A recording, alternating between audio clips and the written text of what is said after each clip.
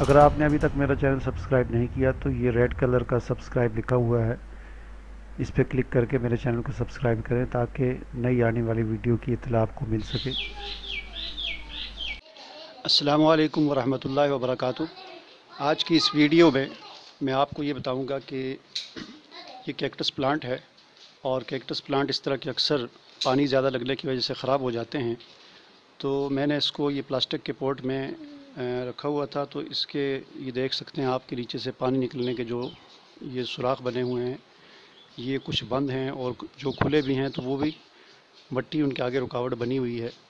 तो पानी जब ज़्यादा जमा हो जाता है तो ये फिर इनकी जो जड़ें हैं वो गलना शुरू हो जाती हैं, ख़राब हो जाते हैं ये। तो इसका हल ये है कि ऐसा कोई तरीका करना चाहिए जिसकी वजह से इसमें पानी न रुके, बल्कि पानी जितना मिट्टी जज़ब कर सकती है वो कर ले और बाकी फालतू पानी फौरी तौर पर इसमें से निकल जाए। तो उसके लिए मैंने इसका हल ये निकाला है कि मैं अभी इसको रिपोर्ट करूँगा दोबारा। इसको जो है वो इससे एक मरतबा पोर्ट से निकाल कर दोबारा इसमें नीचे में कंकर इसमें रखूँगा। ईंटों के या टूटे हुए गमले जो होते हैं उनकी जो ठीकरियाँ होती हैं, जिन्हें ठीकरी कहा जाता है, वो तोड़कर छोटे छोटे कंकर बनाकर वो इसमें मैं नीचे रखूँगा, इतनी सी जगह पर, इतनी जगह पर। और उसके ऊपर फिर मैं मिट्टी डालूँगा। तो उसका फ़ायदा ये होगा कि सुराख इसके जो नीचे सुराख हैं, ये सुराख इसके खुले रहेंगे और पानी जब हम ऊपर से डालेंगे तो वो पानी जितना मिट्टी को ज़रूरत होगा वो जज़ब कर लेगी, बाकी पानी बड़ी तेज़ी के साथ सुराख इसके ओपन होंगे तो वहाँ से निकल जाएगा। तो सबसे पहले तो मैं इसको इससे निकाल लेता हूँ। इसको निकालने के लिए इस तरह करना है कि आपने इस तरह इस पर हाथ रखना है, यानी अपनी उंगलियों के दरमियान में इसको इस तरह पकड़ना है। बल्कि उससे पहले आप इसको थोड़ा सा चारों तरफ से इसको दबा लें ताकि ये नरम हो जाए। और उसके बाद फिर आप इसको इस तरह उंगलियां रखें इसमें और बड़े ही आराम से इसको आप जब उल्टा करेंगे तो ये देखें आप, ये बाहर निकल आया। तो इसमें आप देख सकते हैं कि ये पूरी मिट्टी जो है वो बड़ी गीली हुई हुई है, कीचड़ बना हुआ है। तो ये कैक्टस प्लांट हों या सेकुलेंट प्लांट हों, इनको जो है वो पानी ज़्यादा नहीं चाहिए होता, ज़्यादा पानी से ये ख़राब हो जाते हैं।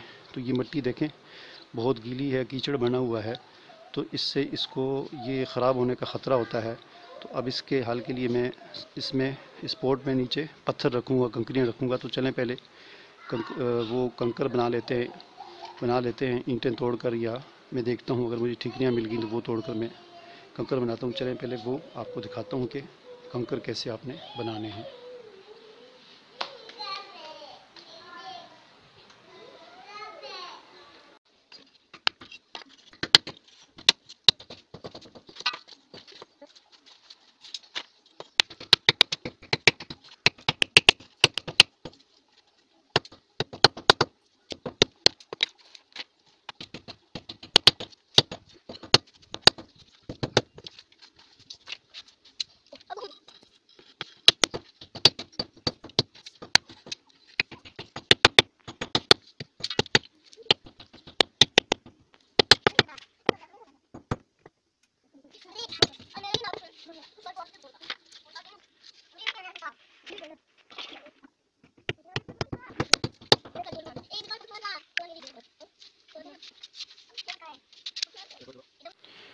जी, तो ये मैं कंकर जो है वो बना कर ले आया हूँ, इन्हें आप देख सकते हैं।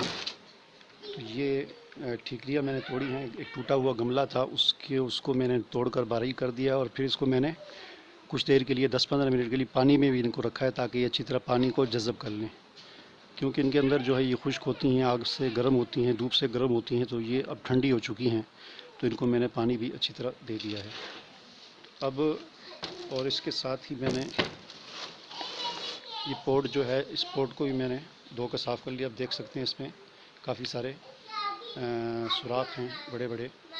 अब इसमें सबसे पहले मैं ये कंकरियाँ जो हैं वो नीचे डालूँगा, इसको यहाँ तक कंकरियाँ डालूँगा और उसके ऊपर फिर मैं मिट्टी डालूँगा। तो उससे पहले इस कैक्टस प्लांट की ये मिट्टी अलग कर लेते हैं, ताकि ये इसको फिर कोशिश करता हूँ कि मैं थोड़ी सी खुश्क मिट्टी भी इसमें मिक्स कर लूँ ताकि ये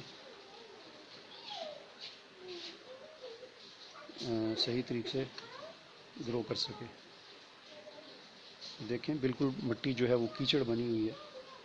जो मिट्टी का गमला होता है उसमें तो ये प्रॉब्लम ज़रा कम होती है, वो अक्सर कुछ पानी निकाल देता है, कुछ जज़ब कर लेता है। तो प्लास्टिक वाले गमले में वैसे ही गर्मी जब ज़्यादा हो, धूप पड़े, तो उसमें पसीना आने की वजह से वो पानी बिल्कुल खुश्क नहीं होता, बल्कि खुद ही अंदर बनता रहता है।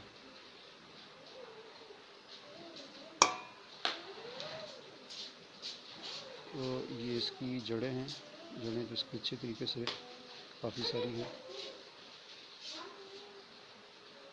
और ये आप देख सकते हैं कि नीचे से इसका रंग जो है येलो हो चुका है, इसका रंग पीला हो गया है। आहिस्ता आहिस्ता ये ख़राब होना शुरू हो गया था, लेकिन बर वक्त हमने इसकी रिपोर्टिंग कर दी है, अब कर रहे हैं। तो इंशाल्लाह ये अब आइंदा ठीक तरीके से ये ग्रो करेगा।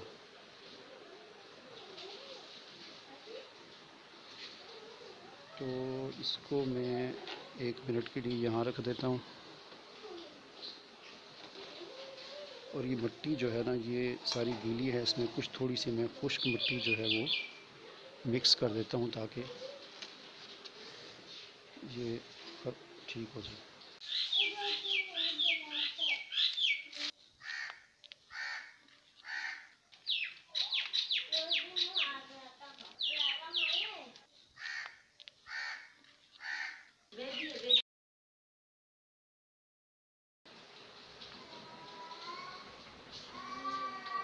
ये मैं मिट्टी ले आया हूँ। ये जो सॉइल है, ये जो मैं तैयार करता हूँ, तो इसमें 4 चीज़ें हैं। एक इसमें मिट्टी होती है, और दूसरे नंबर पर इसमें नहर की रेत होती है, जो खालिस रेत जो हम तामीराती कामों में इस्तेमाल करते हैं, वो रेत होती है।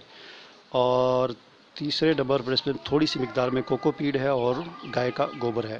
तो इन 4 चीज़ों से ये सॉइल मैंने तैयार की है। तो सबसे पहले इसमें इस पॉट में कंकर भर देते हैं, ताकि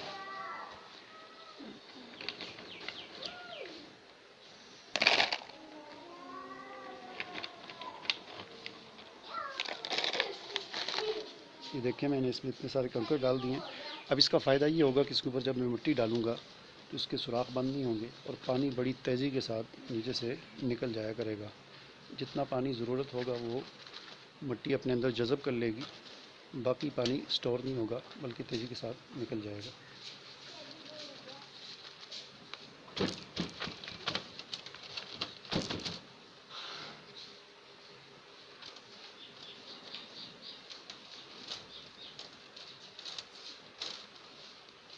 इसमें आप इस तरह एक सुराख कर लें, और उसके बाद आप इसको इसमें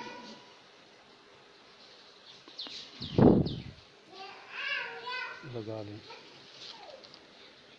थोड़ी सी मिट्टी मैं निकाल लेता हूँ, तो बाद में डालूँगा, ताकि इसको अच्छी तरीके से हम लगा सकें।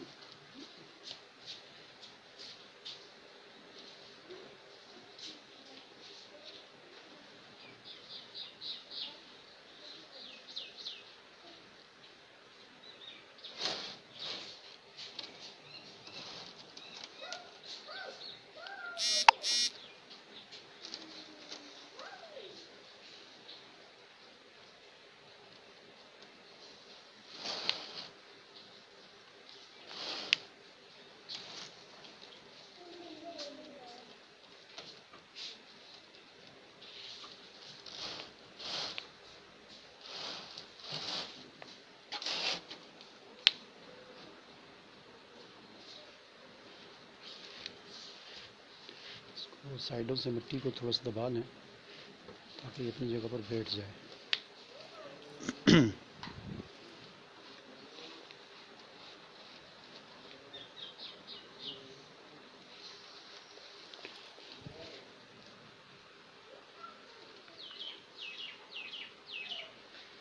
ये इसकी रिपोर्टिंग मैंने कर दी है।